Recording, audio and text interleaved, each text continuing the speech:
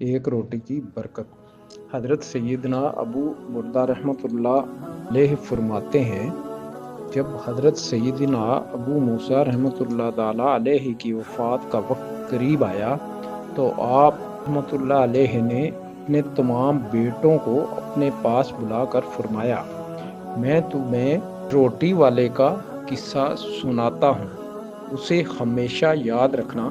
پھر فرمایا، ایک عابد شخص اپنی جھونپڑی میں لوگوں سے الگ تھلگ عبادت کیا کرتا تھا۔ وہ 70 سال تک اسی جھونپڑی میں رہا۔ اس عرصہ میں کبھی بھی اس نے عبادت کو ترک نہ کیا اور نہ ہی کبھی اپنی جھونپڑی سے باہر آیا۔ پھر ایک دن وہ جھونپڑی سے باہر آیا تو اسے شیطان نے ایک عورت کے فتنے میں مبتلا کر دیا اور وہ 7 دن یا 7 راتیں اسی عورت کے ساتھ رہا۔ 7 دن کے بعد جب اس کی آنکھوں سے غفلت کا پردہ ہٹا تو وہ اپنی اس حرکت پر بہت نادم ہوا اور اللہ تعالیٰ کی بارگاہ میں توبہ کی اور وہاں سے رخصت ہو گیا۔ وہ اپنے اس فعل پر بہت نادم تھا۔ اب اس کی یہ حالت تھی کہ ہر قدم پر نماز پڑھتا اور توبہ کرتا۔ پھر ایک رات وہ ایسی جگہ پہنچا جہاں 12 مسکین رہتے تھے۔ وہ بہت زیادہ تھکا ہوا تھا۔ تھکاوٹ کی وجہ سے وہ ان مسکینوں کے قریب گر پڑا۔ ایک راہب روزانہ ان 12 مسکینوں کو ایک ایک روٹی دیتا تھا۔ جب وہ راہب آیا تو اس نے روٹی دینا شروع کی اور اس عابد کو بھی مسکین سمجھ کر ایک روٹی دے دی اور ان 12 مسکینوں میں سے ایک کو روٹی نہ ملی تو اس نے راہب سے کہا، آج آپ نے مجھے روٹی کیوں نہیں دی؟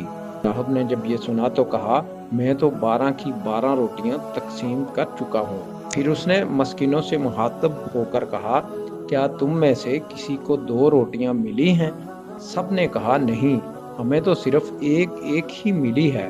یہ سن کر راہب نے اس شخص سے کہا، شاید تم دوبارہ روٹی لینا چاہتے ہو، جاؤ، آج کے بعد تمہیں روٹی نہیں ملے گی۔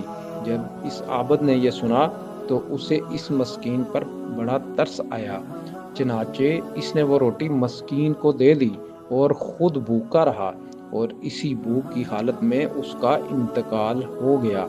جب اس کی 70 سالہ عبادت اور غفلت میں گزری ہوئی 7 راتوں کا وزن کیا گیا تو اللہ تعالیٰ کی نافرمانی میں گزاری ہوئی راتیں اس کی 70 سالہ عبادت پر غالب آ گئیں۔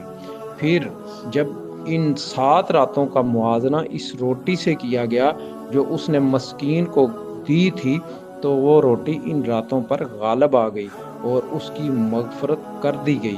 حضرت سیدنا ابن مسعود رضی اللہ تعالی عنہ سے یہی حکایت اس طرح مروی ہے۔